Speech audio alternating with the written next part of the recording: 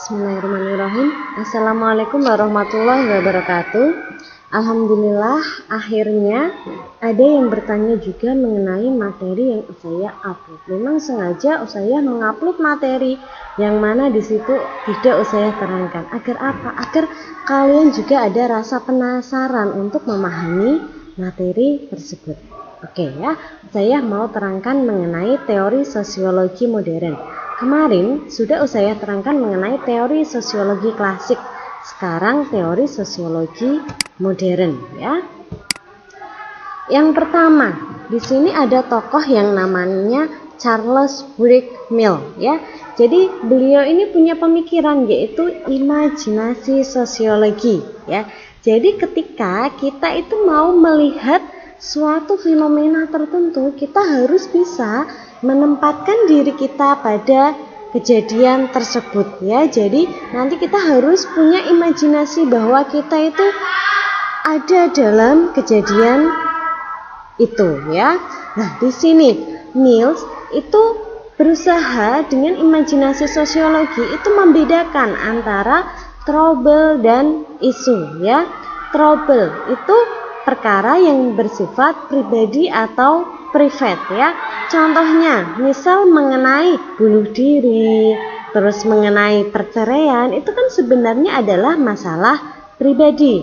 Terus kalau isu, itu perkara terkait hubungan kehidupan individu dengan lingkungannya. Misal seperti yang terjadi sekarang ini mengenai bagaimana kehidupan masyarakat setelah terjadi adanya virus corona ya. Terjadi berbagai fenomena, berbagai dampak di kehidupan sosial masyarakat ya, sehingga apa? Muncul budaya-budaya baru dalam masyarakat. Banyak sekali budaya baru tersebut ya karena virus corona. Salah satunya ada social distancing ya, jadi ada pembatasan interaksi manusia, tidak bisa secara langsung dan dekat kayak gitu kan. Terus ada fenomena pasar online, terus ada tren budaya baru dengan bersepeda seperti itu kan. Nah, itu namanya isu. Paham ya, Charles Wright-Mill? Terus yang kedua ada Louis Althusser. Dalam bukunya The Function of Social Conflict ya, Althusser itu membagi konflik menjadi dua. Ada konflik realistis dan ada konflik non-realistis ya. Konflik realistis itu konflik yang muncul dari tuntutan untuk mendapatkan sesuatu. Contohnya ya, seperti yang terjadi sekarang ini karena pandemi ya, para mahasiswa itu kan ada sekian persen yang dia itu nggak bisa membayar SPP ya. Akhirnya apa? Menuntut ke Menteri Pendidikan agar ada potongan SPP untuk anak kuliah. Nah, kayak gitu. Itu namanya konflik realistis. Jadi jelas ada tuntutan kayak gitu kan. Terus ada konflik non realistis ya. Ini yang enggak realistis ya. Ekspresi permusuhan yang didorong keinginan tidak rasional ya. Dan kadang juga cenderung mengkambing hitamkan orang lain. Misalnya keinginan yang tidak rasional. Dia ingin tidak suka dengan orang lain, terjadi masalah dengan orang lain ya, tetapi dia nggak berani. Mungkin di sini bisa menggunakan pernah dengar ada santet ya, itu masuk dalam konflik yang non rasional. Karena apa? Dia punya keinginan tetapi keinginannya itu nggak rasional, dia menggunakan cara-cara yang istilahnya nggak fair gitu kan. Terus ada yang cenderung mengkambing hitamkan orang lain. Ada masalah tetapi orang lain yang disalahkan ya untuk menutupi kebenciannya itu ya. Jadi di sini nggak fair sekali karena apa? Menggunakan orang lain kayak gitu ya. Itu masuk dalam konflik non realistis. Di sisi lain juga Althusser itu membedakan makna konflik itu menjadi dua ya. Ada yang positif, ada yang negatif. Kalau positif, konflik itu ternyata ya dia itu bisa mengeratkan hubungan dalam suatu kelompok itu. Jadi dalam suatu kelompok itu hubungannya akan lebih erat ya. Misalnya nih, kelompok kelas kalian ada konflik dengan kelas sebelah ya. Lah otomatis kelas kalian untuk menghadapi kelas 11 itu kan pasti akan lebih solid ya, karena apa? Punya musuh bersama kayak gitu ya.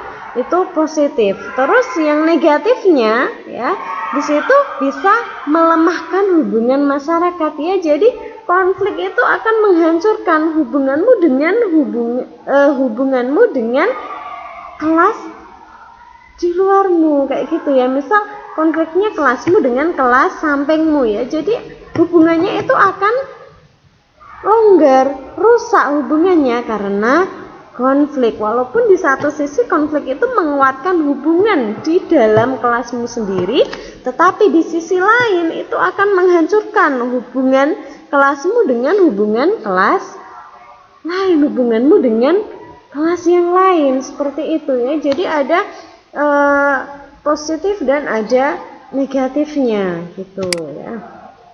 Terus yang ketiga ada dari Ralph Dahrendorf ya. Di sini beliau pun juga dalam paradigma konflik ya.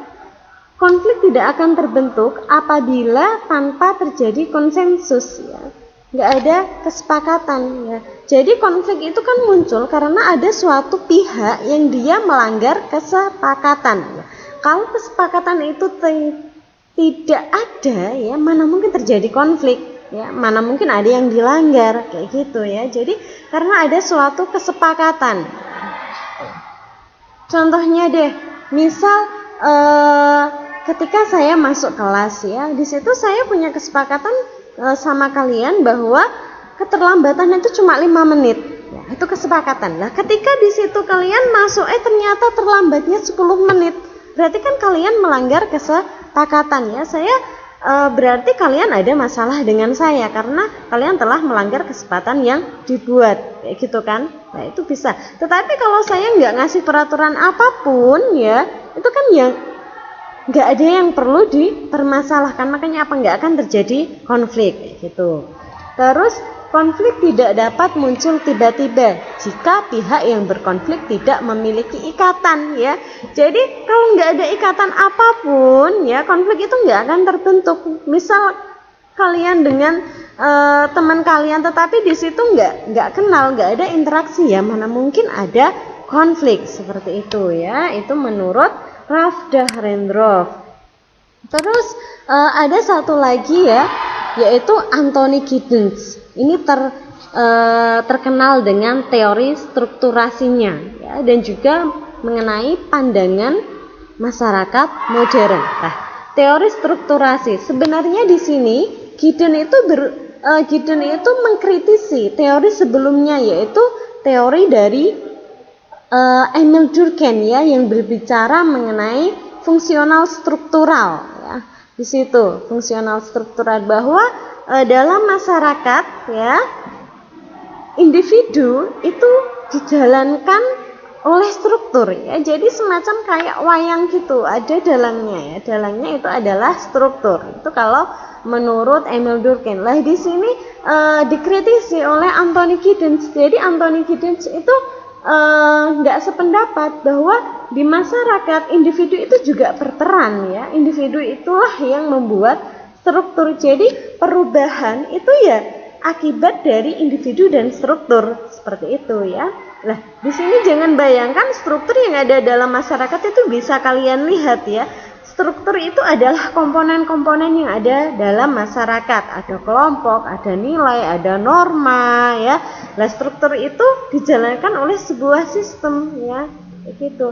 Nah, sistem itu sebenarnya jadi dia itu apa ya, bisa saja masyarakat itu merubahnya, individu itu yang merubah sistem kayak gitu ya. Jadi nggak selamanya sistem itu selalu sama gitu ya. Terus ada modernitas ya, menurut Giddens ya. Modern ini bisa dilihat ya ketika kemampuan peradaban manusia untuk mencabut waktu dari ruang, ya, paham nggak maksudnya? Nah, di sini contohnya ya, ketika zaman dahulu ya, sebelum ada transportasi yang canggih, mungkin manusia itu butuh berjam-jam ya untuk menuju suatu tempat tertentu. Tetapi sekarang ya ada pesawat, ada ojek online ya. Lah itu kan manusia tinggal ya udah naik pesawat saja. Dari Jawa ke Kalimantan cuma butuh waktu 1 jam kayak gitu kan. Lah itu kan berarti mencabut waktu dari ruang. Itu yang dinamakan sebagai modern, zaman modern ya, seperti itu. Paham?